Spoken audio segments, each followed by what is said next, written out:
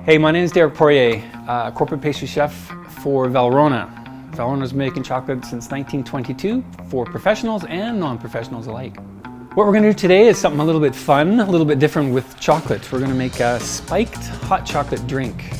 The first step is we're going to boil our cream, and then we're going to melt our chocolate. I prefer to melt in the microwave. You don't want to get your chocolate too hot.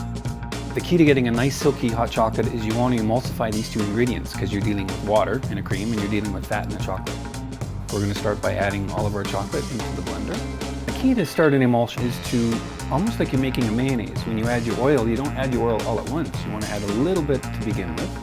So get a little bit of friction in there. So we're going to add about a quarter of the milk. And we're going to let it get thick. You can see it starting to get thick. It's finished. We're going to pour it into a serving container. So now we have the hot chocolate ready. We're going to add in the vodka. We're ready to go.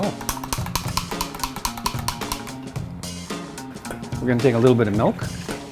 If you can find fresh vanilla beans, even the better.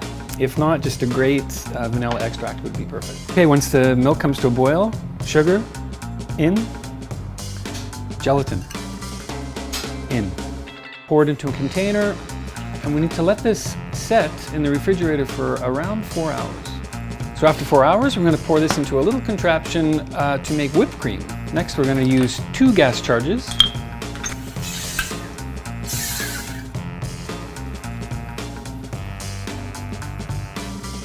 So we're going to pour in the hot chocolate once we've added our vodka. We're going to take our foam canister and we're going to slowly squeeze out the foam on top.